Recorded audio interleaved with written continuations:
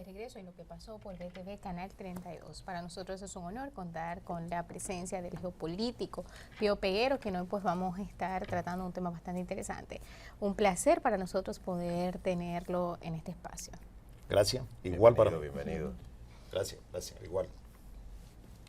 Líder, hablando de geopolítica, usted que es especialista en el área y el tema de la Guyana Esequiba. Estuvimos hablando fuera del aire del tema brevemente y siempre hemos sabido que las riquezas de los países son muy codiciadas por otros extranjeros que pretenden sacarle un mayor provecho, y más si ese país que tiene los recursos no tiene la capacidad tecnológica que ahora mismo en el presente se necesitaría para explotarlos, o que históricamente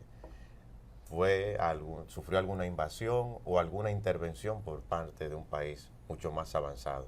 La Esequiba Guyana es rica en recursos naturales, como nos decía. Al día de hoy, ¿cuál sería su mayor riqueza o lo que lo hace más atractivo para los países que lo están reclamando?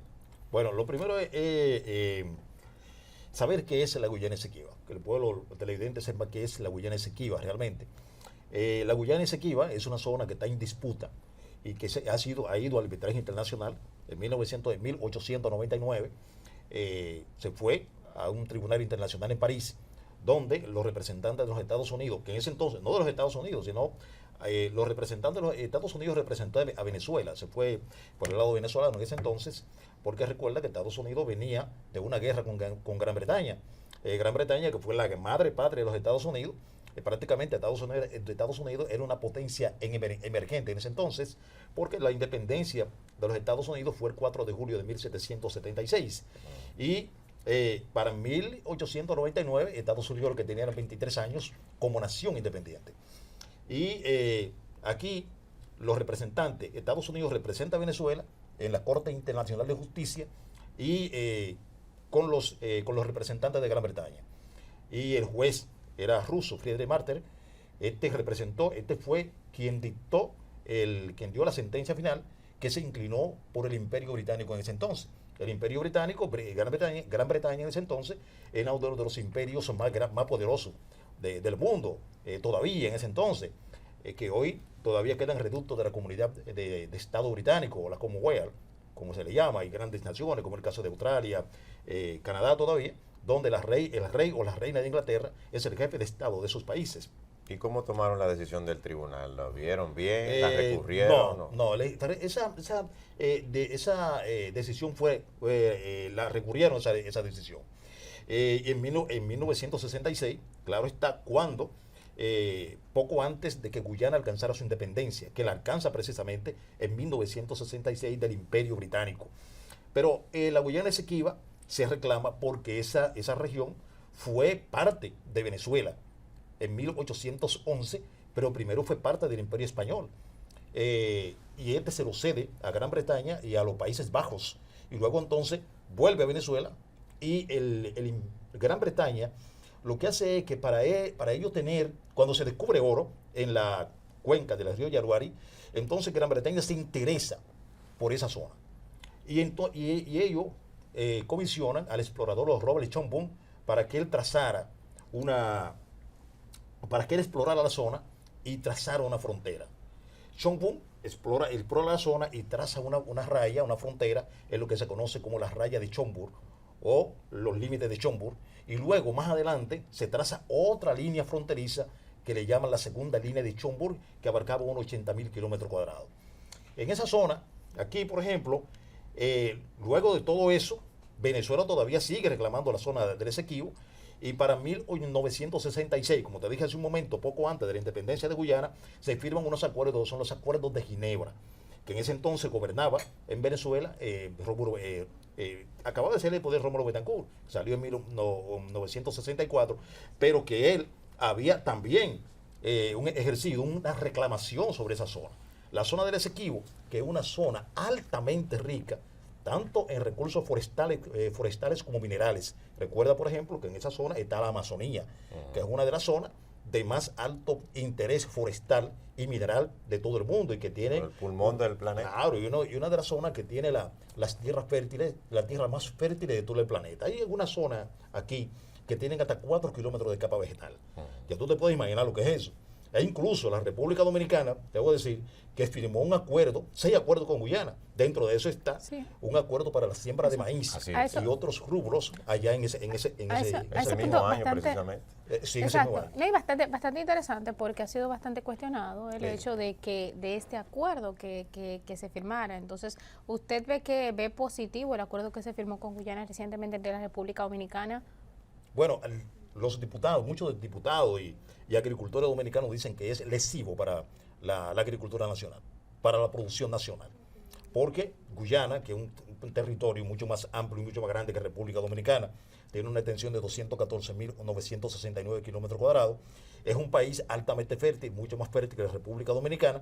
La producción en Guyana saldría mucho más económica que la producción que lo que producen aquí los agricultores nacionales. Saldría más económico, pero estaría afectando la agricultura, claro. Porque, o sea, yo le estoy dando el beneficio a otra región cuando mi país actualmente los agricultores están siendo golpeados. Entonces, eso también afectaría la economía, porque uno lo pensaría desde el punto de vista, bueno, me sale más económico, pero entonces, ¿qué yo voy a hacer con estas personas que ahora mismo van a entrar en un estado de necesidad porque yo no puedo consumir de sus productos? Correcto.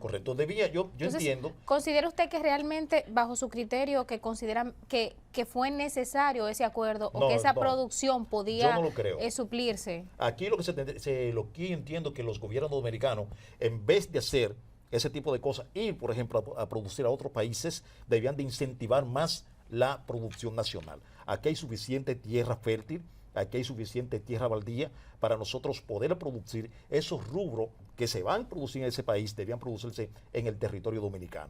Por otro lado, debo decirte, por ejemplo, que en estos momentos ha venido a raíz del descubrimiento de grandes yacimientos de petróleo en la zona del Esequibo, que tiene, como te dije hace un momento, 159.542 kilómetros cuadrados, y que Venezuela ahora reclama, el presidente Nicolás Maduro se empeña en reclamar esa zona, que quiere sumarla al territorio venezolano. Pero es detrás del petróleo.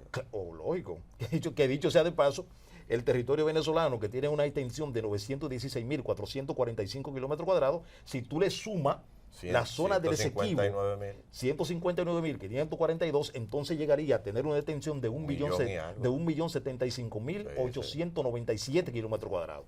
Eso significa que Venezuela, encima de que tiene la primera y la mayor reserva de petróleo de todo el mundo, aunque no es el mayor productor, ni el mayor consumidor, ni exportador. Porque eso es otra cosa. Exacto, que tiene, son tres cosas diferentes. Sí. Por ejemplo, Venezuela tiene una reserva petrolífera en estos momentos de 303.806 millones de barriles de petróleo, muy por encima de Arabia Saudita, que tiene 260.000 millones de barriles de petróleo en reserva. Es decir, está Venezuela en primer lugar desde el 2011, cuando se descubrieron otras grandes reservas que lo sitúan en ese lugar. Entonces, encima de ello, Venezuela tendría sumado a esa reserva, tendría otra gran reserva, que es la que hay en la zona del Esequibo, que es rica en petróleo, en oro y en otros metales de alta importancia para el desarrollo económico de todas esas zonas y de gran interés para las grandes potencias. Lo que llama mucho la atención es que ¿por qué ese país se mantiene siendo tan pobre con tantas riquezas que no solamente explotar? Claro. Ahora sabemos que históricamente lo que ha imperado ahí es la invasión, el apropiarse del lugar, más no reconocerlo como un estado. ¿Tú me dices Guyana? Sí, Guyana. Guyana se le ve como si fuera un lugar donde yo prefiero invadirlo, sacar los recursos para yo crecer como una potencia desde afuera, no permitirle que se desarrolle. Mira, a través de la historia, esa ha sido la política de los imperios. Así es. Los grandes imperios, si tú te vas, por ejemplo, a la antigüedad, el Imperio Romano se mantenía siempre en guerra. Siempre ha sido invasor de todo el mundo. Perfecto, pero ¿por qué el Imperio Romano se mantenía en guerra? Bueno, porque ellos tenían un objetivo, una meta, que era saquear los recursos naturales de los países invadidos o conquistados. Claro. Es decir, la guerra para el Imperio Romano era un gran negocio. Sí. Lo mismo que fue la guerra después, un gran negocio para los imperios que lo sucedieron. El Imperio Británico, por ejemplo, el Imperio Belga, por ejemplo, que saqueó el Congo, que incluso hoy la República Democrática del Congo, que es uno de los países, fíjate, mira qué contradicción hay en esta zona, que la República Democrática del Congo, que es el 11º país más extenso del mundo, tiene 2.344.858 kilómetros cuadrados y alrededor de 95 millones de habitantes. Es uno de los países más ricos del mundo en recursos naturales y forestales. Sin embargo, es uno de los países demográficamente más pobres. Así es. Es decir, donde hay una pobreza prácticamente extrema. Incluso nosotros aquí tenemos varios dispositivos, celular, una laptop, en fin. Todos esos dispositivos están constituidos por lo que se conoce como la llamada tierra rara. El tantalio, el coltán, el cobalto. Pero todo eso viene de la República Democrática del Congo. Óyeme, y los belgas saquearon el Congo una vez. Es decir, se hicieron con las grandes riquezas del Congo.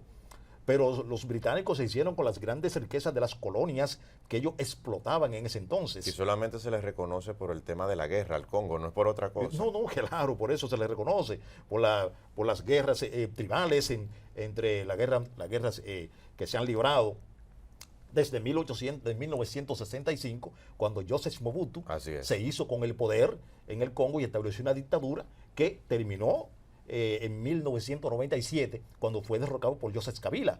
Pero este acumuló una fortuna de más de 7.000 millones de dólares. Hasta poco fue.